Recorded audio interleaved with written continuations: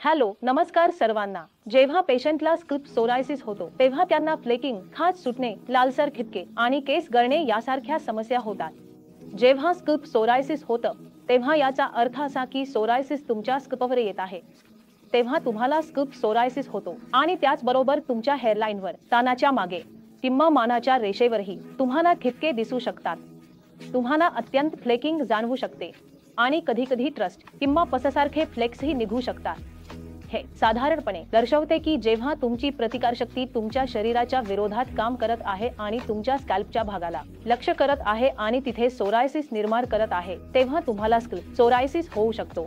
हे कदाचित अनुवांशिक असू शकते, तुमच्या कोणत्याही पहिल्या श्रेणीतील नातेवाईकांना किंवा कुटुंबाच्या इतिहासात कोणतीही आजारपण किंवा सोरायसिस असू शकते किंवा ताणतणावामुळे किंवा आहारामुळे तुम्हाला हे झाले असेल। तर आता अशा काही घरगुती उपायांबद्दल आपण बोलू ज्यांना तुम्ही लागू करून तुमच्या स्किल्प सोरायसिसच्या लक्षणांना नियंत्रित करू शकता आणि तुमचे केस वाचवू शकता। तर क्रमांक 1, तुम्हाला काहीच करायचं नाही। तुम्ही व्हिडिओ ऐकताही हे बनवू शकता आणि हा व्हिडिओ सेव्ह करू शकता जेणेकरून हे तुम्हाला नंतरच्या टप्प्यात मदत करेल। आणि तुम्ही विसरू नका की तुम्हाला कोणते घटक घ्यायचे आहेत। तर सर्वप्रथम तुम्हाला केळ घ्यायचे आहे आणि एक केळ तुम्ही घेऊ शकता आणि त्यात तुम्ही 4 टेबलस्पून मध घालू शकता। त्याला चांगलं मॅश करा आणि तुमच्या स्किल्प एरियावर लावून अर्धा तास सोडून द्या आणि मग संध्याकाळी तुम्हाला तुमचा स्किल्प धुवायचा आहे। जेव्हा तुम्ही हे आठवड्यातून 1 ते 2 वेळा कराल तेव्हा तुमच्या स्किल्पमधील कोरडेपणा आणि फ्लेक्स नियंत्रित होतील आणि तुमची केसांची वाढ प्रोत्साहित होईल। केस गळतीकडे तुम्ही जाणार नाही। क्रमांक 2, तुम्हाला काय फॉलो करायचं आहे ते म्हणजे रोजमेरी ऑइल। समान प्रमाणात नारळाच्या तेलासोबत मिक्स करायचे आहे। तुम्ही जितकं ऑइलिंगसाठी तुमच्या स्किल्प रिजनवर वापरता तितकंच ऑइल घ्यायचं आहे, कारण प्रत्येक जण वेगवेगळ्या पद्धतीने ऑइलिंग करतो। तर मी हे सांगेन की तुम्ही 11 ढक्कन दोन्हीचे घेऊ शकता किंवा 5 मिली दोन्हीचे घेऊ शकता। त्यांना रूट्समध्ये तुम्हाला लावायचं आहे शॅम्पूच्या आधी किंवा 1 रात्री आधी किंवा 23 तास आधी शॅम्पू करण्यापूर्वी आणि मग सोरिया शॅम्पूने तुम्हाला तुमचा स्किल्प धुवायचा आहे। जेव्हा तुम्ही हे आठवड्यातून 2 ते 3 वेळा कराल तेव्हा स्कॅल्पच्या रेसिसचे जे पॅचेस आहेत, जो कोरडेपणा आहे तो नियंत्रित होईल आणि तुमचा स्किल्प राशी नियंत्रित होण्यास सुरुवात होईल।